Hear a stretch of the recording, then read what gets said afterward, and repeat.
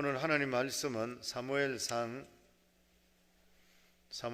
제 성경은 412페이지입니다. 사무엘상 3장 10절로 14절까지 말씀입니다. 사무엘상 3장 10절로 14절까지 말씀입니다. 같이 읽습니다.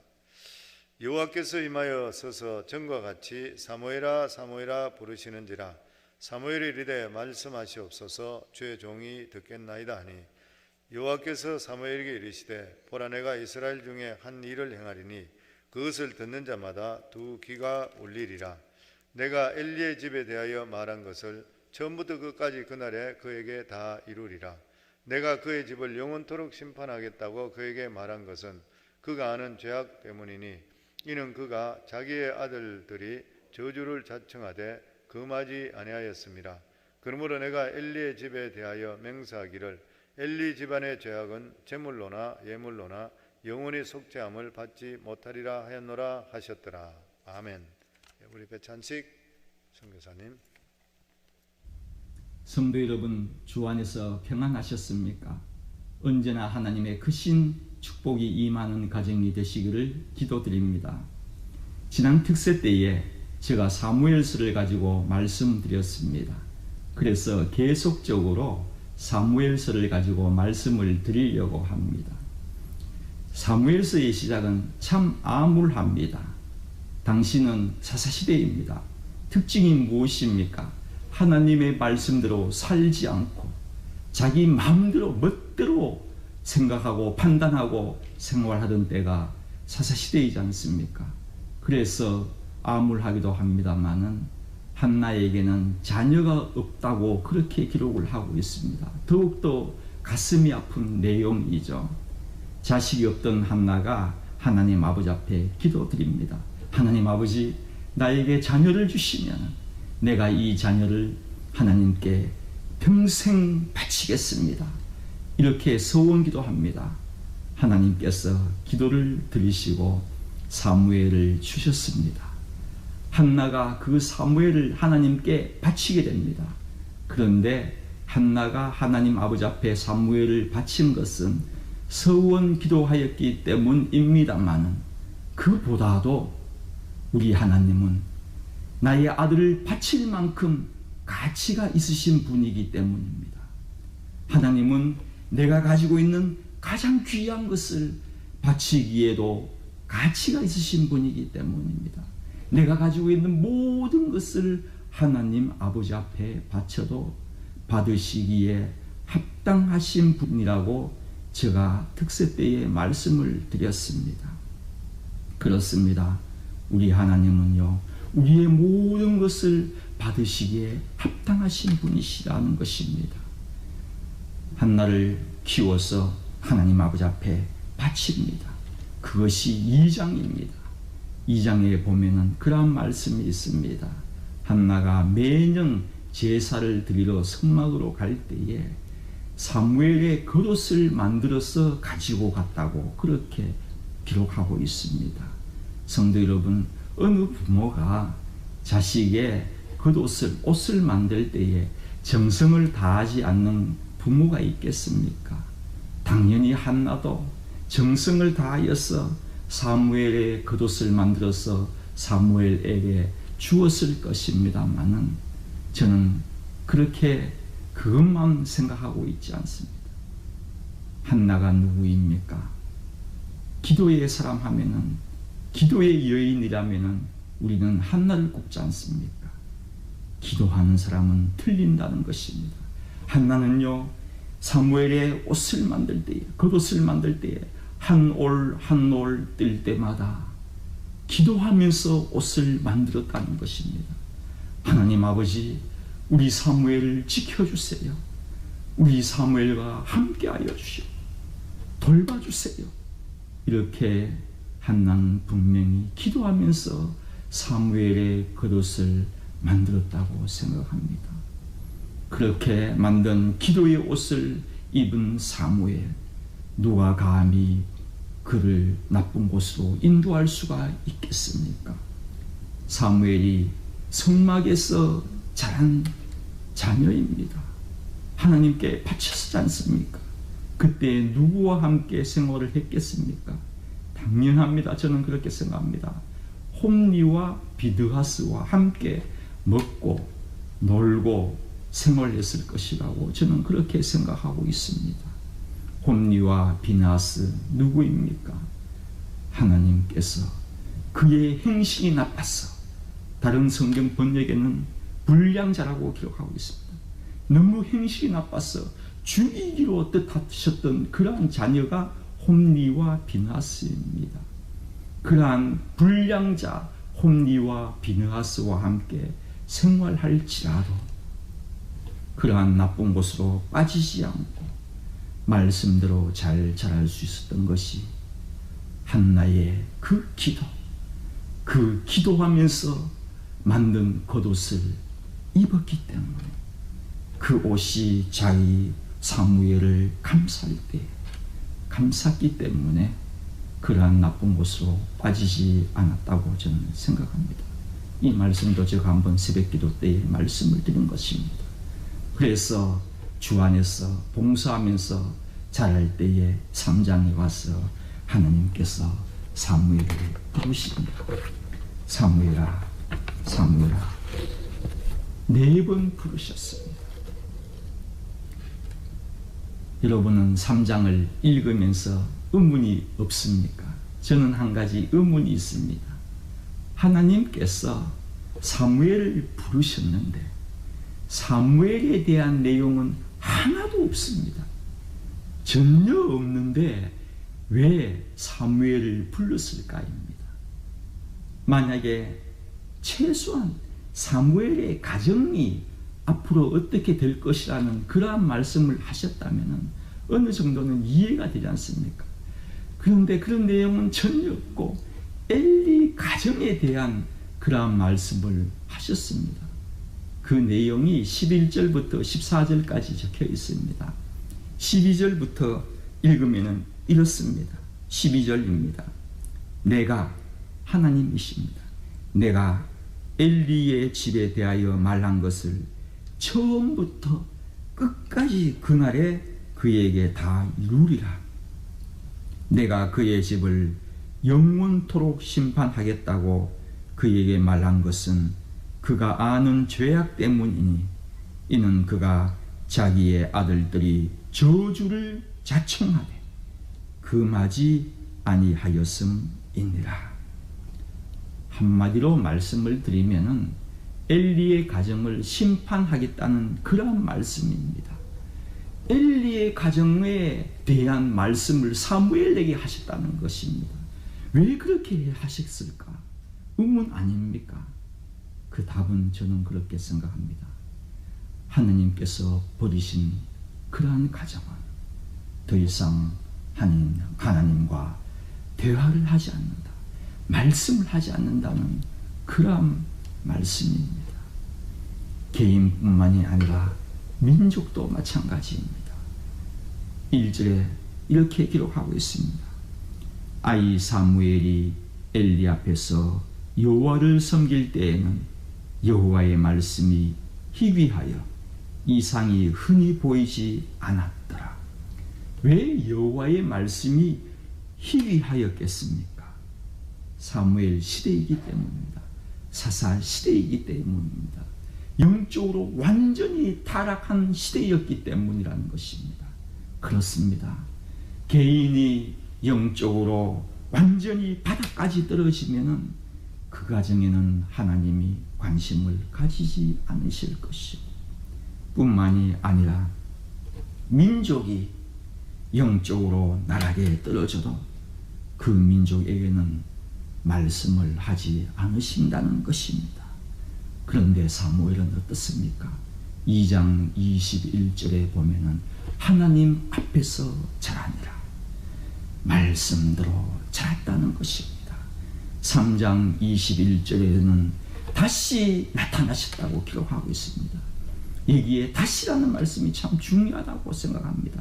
이 당시에는 벌써 사무엘은 장성할 때였습니다. 그러니 말씀대로 어릴 적부터 쭉 자란 자녀에게는 장성할 때까지도 하나님께서 말씀을 하시고 나타나시고 인도하셨다는 그러한 말씀입니다. 우리가 하나님의 말씀을 어떻게 하든지 말씀대로 살아가려고 노력해야 하는 이유도 여기에 있습니다. 말씀대로 우리가 살아가려고 할 때에는 하나님도 나와 함께 하실 것이고, 내가 말씀으로부터 멀어질 때에는 하나님도 우리와 멀어질 것이기 때문에, 그렇기 때문에 어떻게 하든지 말씀대로 살아야 될 것입니다. 하나님과 가까이 살아야 될 것입니다.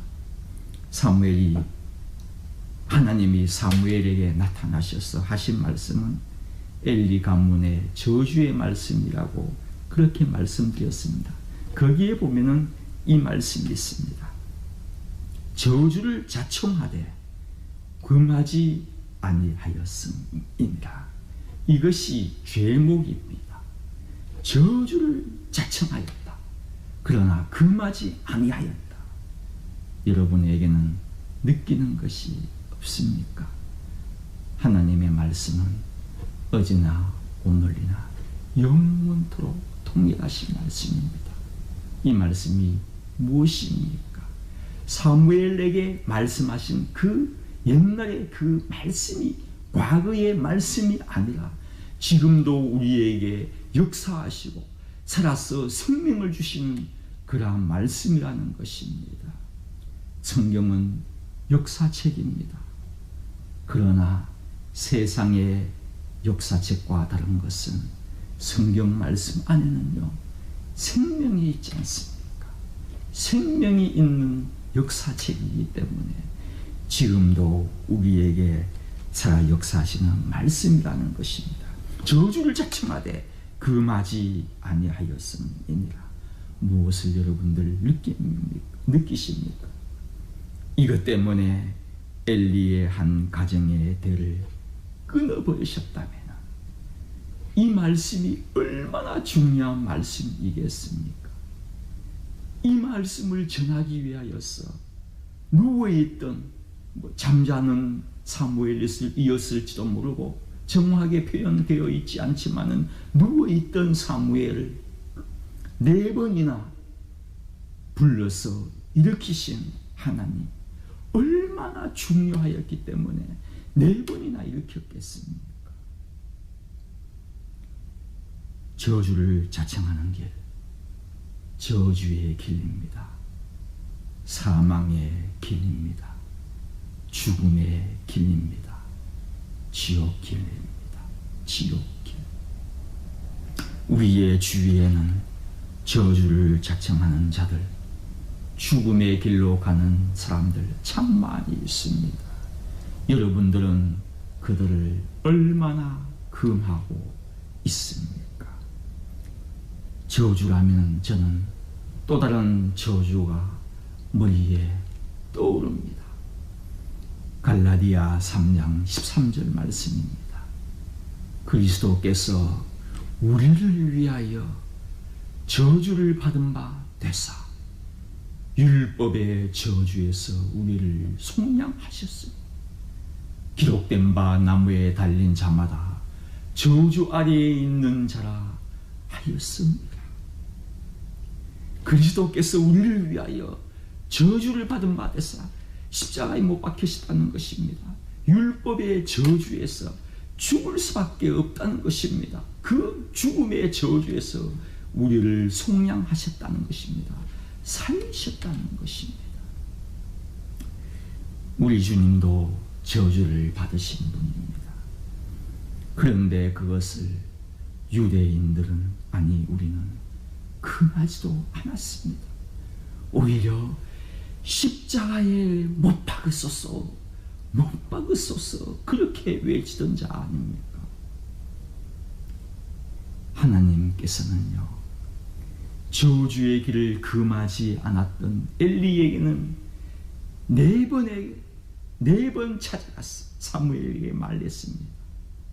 여기서 4번 찾아갔다는 것은 큰 의미가 있다고 생각합니다.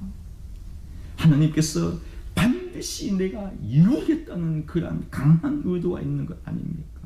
반드시 엘리야가 죽이겠다는 그러한 말씀입니다.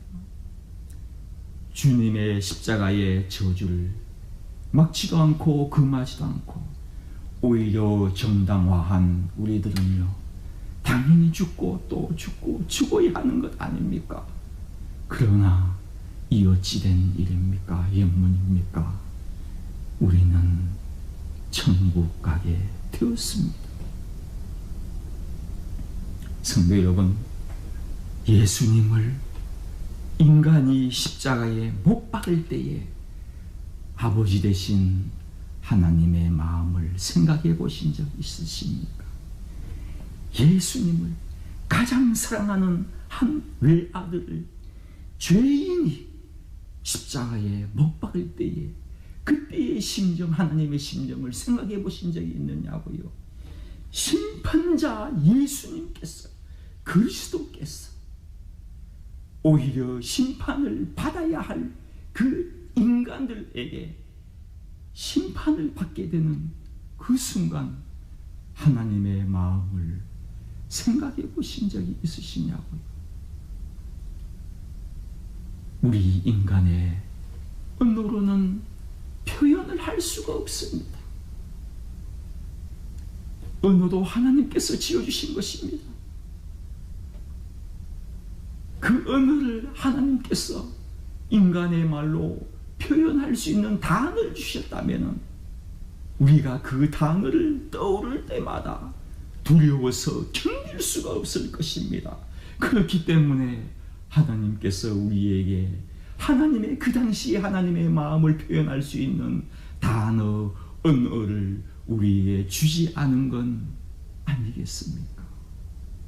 저는 그렇다고 생각합니다. 그러나 최소한 지금의 언어로 그 하나님의 마음을 표현할 수 있는 단어를 꼽으라면, 하나를 꼽으라면 저는 그렇게 생각합니다. 그것은 은혜입니다. 하나님의 은혜입니다. 우리 주위에는 하나님의 음성을 들은 사람들 많이 볼 수가 있습니다. 꿈에서든 환상에서든 아니면은 실생활 가운데서든 하나님의 말씀, 실생활 가운데에서든 하나님의 음성을 들었던 사람들을 많이 만날 수가 있습니다. 저희 한 친구 목사의 이야기입니다. 한국에 있을 때 여러 가지 참 문제가 많았던가 봅니다. 그래서 일본에 바람을 쐬러 동경에 왔습니다. 여행을 온 것이죠. 우에노라는 공원이 있습니다. 그 공원에 벤치가 있는데 벤치에 앉아서 이렇게 쉬고 있는데 뒤에서 누가 자기를 부르더랍니다. 그래서 이렇게 쳐다봤답니다. 쳐다보니까 아무도 없는 거예요. 아, 내가 잘못 들었나? 잘못 이해했나? 그렇게 생각했답니다. 그런데 또 자기 이름을 부르는 겁니다. 그래서 또 이렇게 뒤로 돌아보니까 역시 아무도 없는 겁니다. 어디 누가 있겠습니까? 그때에 하나님께서 자기 마음에 말씀하시는 것이, 야, 이 뻔뻔한 놈아. 2번 말씀하시더랍니다. 야, 이 뻔뻔한 놈아. 참 특이한 것은 하나님께서 우리에게 말씀하실 때 어떤 그런 환상이나 뭐 어떤 그렇게 말씀하실 때에 제3자는 모를 수가 있습니다. 그런데 본인은 금방 알거든요. 금방 깨닫게 되는 겁니다. 그래서 우리는 참 뻔뻔한 놈아 하면 무슨 말인지 모르지 않습니까? 무슨 뻔뻔한 짓을 했는지 모르지만 본인은 금방 아는 것입니다. 그래서 자기는 신앙을 갖습니다. 왜인 줄 압니까? 나는 예수님을 믿었어. 이렇게 천국 가는 은총을 입었는데 다른 예수 믿지 않는 사람들에게 복음을 전하지 않았던 것은 너무나도 뻔뻔한 짓이었다는 그러한 것이었습니다. 나는 참으로 뻔뻔한 놈이다. 그렇게 절실히 느끼고 신학을 하여 목사가 되어서 목회를 하고 있는 것입니다. 성도 여러분, 여러분들은 어떻습니까? 참 뻔뻔한 존재는 아닌지요? 이 뻔뻔한 존재인 우리들에게도 우리 주님은 찾아오시기를 원하실 것입니다. 예수님은 여러분들에게 언제 찾아오시기를 원합니까? 언제 찾아오셔서 여러분의 이름을 불러주시기를 원하십니까? 나는 뻔뻔한 존재입니다. 그래서 오늘 오시면 안 됩니다. 하나님, 다음 달에 오셔야 합니다. 아니면 하나님 아버지, 내가 신앙생활 가장 잘할 때에, 탑에 이르렀을 때에 주님께서 오셔야 합니다. 지금 오시면 안 됩니다. 그렇게 생각하시는 분도 있을 것입니다. 그러한 때에 나의 이름을 불러주세요 라고 생각하시는 분들도 있을 것입니다. 아닙니다. 주님은 언제 우리에게 오셨으면 가장 좋고 이름을 불러주셨으면 가장 좋을 것 같습니다. 지금 이 시간입니다. 왜인 줄 아십니까?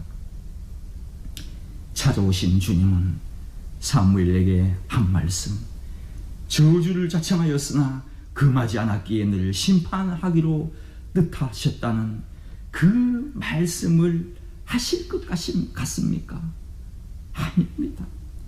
오히려 도마에게 나타나서 십자가의 흔적을 보여주셨던 것 같이 우리에게도 십자가의 흔적을 보이시기를 원하시기 때문입니다.